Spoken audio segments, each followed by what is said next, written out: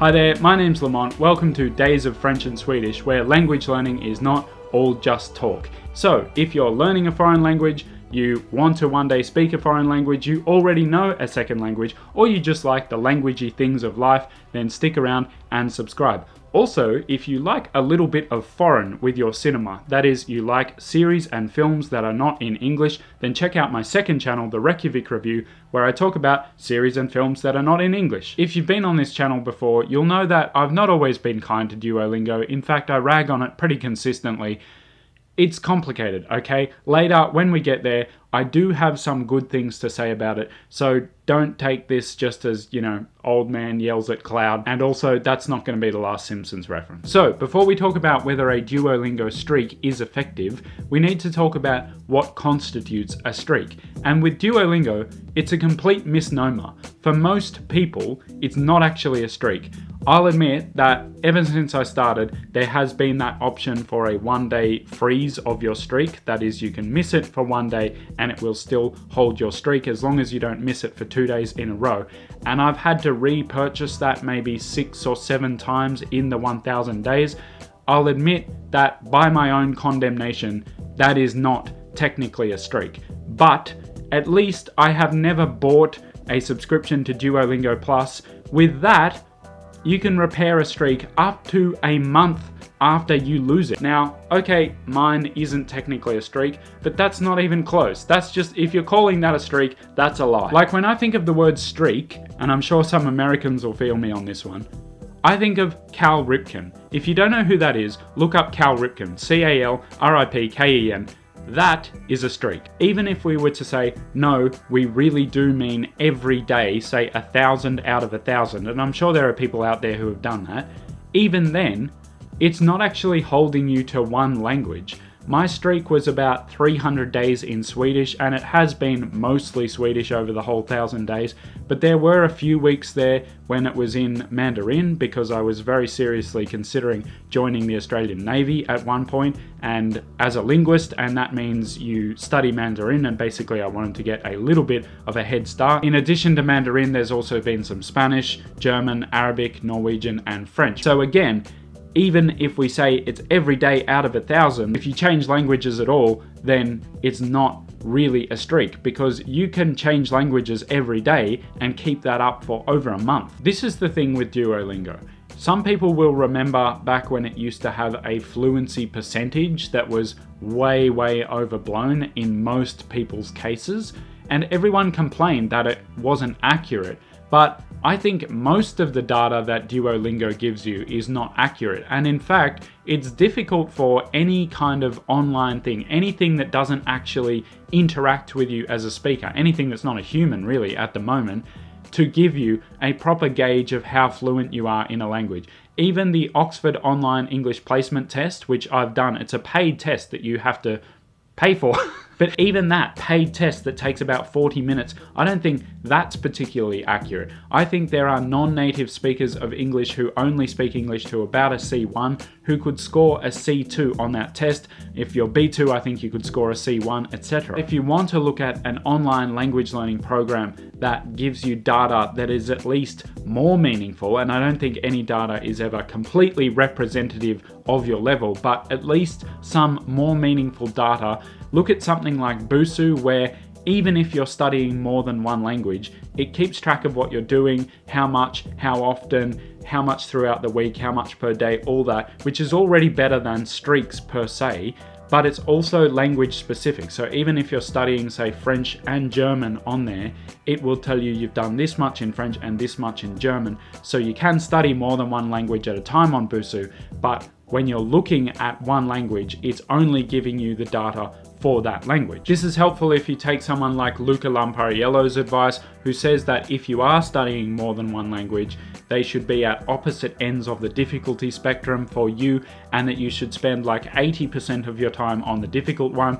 and 20% of your time on the easy one. Something like Busuu, if you were studying those two languages on Busuu, it would be able to give you a good reading on whether you were meeting up to that coming up to that. I don't know. It's the same with a program I recently reviewed called Lingvist. The data that it provides on how much you're using it and what you're doing with it is much more meaningful. It's just not as fun as a raw streak, but it actually means something. Lingvist and Busuu both have the actual information that you might want. The data that Duolingo gives you just doesn't actually mean anything. And that's been, for my money, proven. There's a video where a guy has a 1300-day streak in French, and quite a few of the comments point out that he gets even very basic things wrong during that video. And he admits himself that he was just doing it as an app. He wasn't seriously trying to learn French. So that's good of him to say that that's what he's doing, because that's what happened. But to me, that's just such a waste of time. I mean, why do anything for 1300 days straight if you're not actually going to do it properly? So this brings us back to what you can actually expect from using Duolingo consistently. And what I'm about to say may as well be the tagline for this channel if it weren't so long and annoying to say.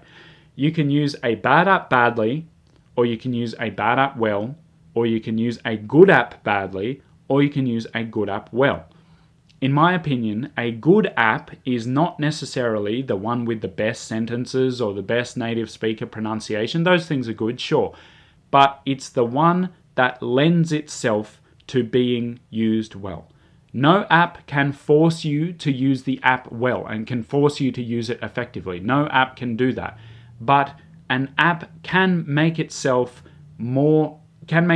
easier for you to do what you should actually be doing in the language you're learning. It can make it that a more desirable thing to do. Duolingo has stopped lending itself to being used well. Subscribe. Lately, there have been tons of complaints about how easy the content is. The spaced repetition algorithm has changed so that it almost does not offer spaced repetition anymore. It used to be a game on which you can also learn a language. It was never really that efficient or very productive for learning a language, but it was at least partly so, and it was definitely fun. Now, it's much more a game than it is language learning, and in my opinion, not even a particularly fun game either.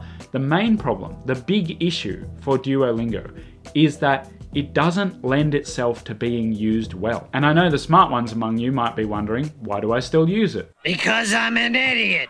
Happy? I've never pretended to be perfect. I'm one of the only language learning channels out there who freely admits to not speaking more than 3 languages. I'm working on it, obviously, but at the moment I have subscribers who speak more languages and to a higher level than I do. So yes, I do things that I advise against. I know, for example, that eating the way I eat is a very bad idea, but I still do it. With Duolingo, it's partly that I can't reverse that decision. Like at the moment, I've got a 1040-day streak, and if I give it up, I would never go back to it. Like I'm never gonna rebuild that streak again, because as you've heard, I don't actually think that much of Duolingo.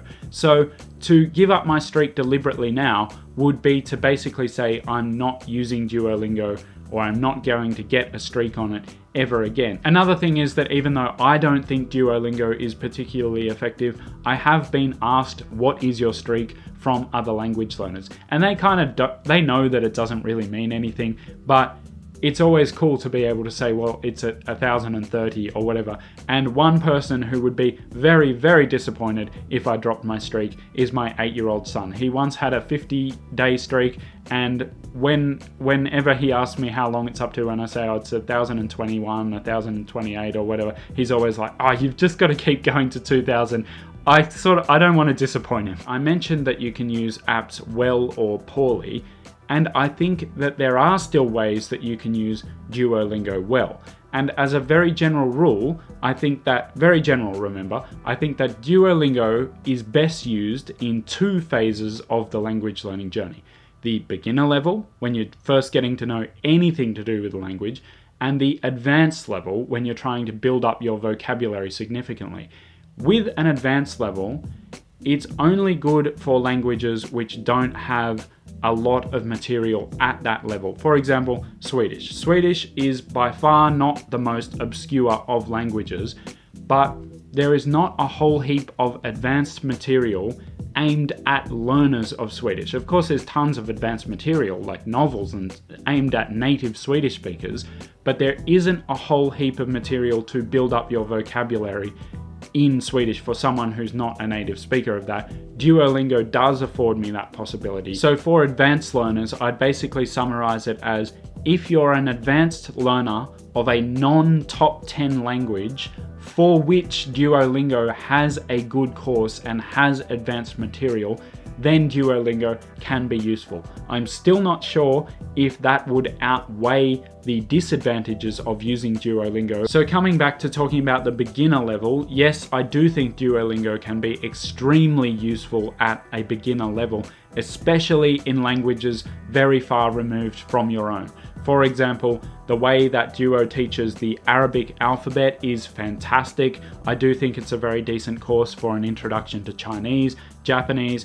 It's basically at least decent for anything that doesn't use the Latin alphabet, assuming that your native language does use the Latin alphabet.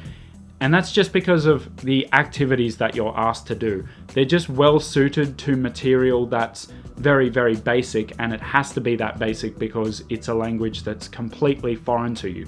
I think this is a totally different story with something like French. No English speaker is truly a beginner in French. For any of the languages for which there is a whole heap of resources out there and that resemble English, so French, Spanish, Portuguese, Italian, German, I would actually recommend against Duolingo at almost any stage. And if you're currently using Duolingo for one of those languages and it is your go-to source, and you're sort of fighting back against what I'm telling you, which is basically to not use Duolingo, I'd ask you to consider not just whether you can get something out of it, because I'm not saying that you cannot get anything out of it. I'm just saying that it's probably not the best thing you can be doing. I've come to realize that even like 6 to 8 minutes that I spend on Duolingo every day could be spent 2 to 3 times more productively watching certain YouTube channels in the target language. There are some top-notch French, German, and Spanish YouTube channels that you can gain from even if you're an absolute beginner.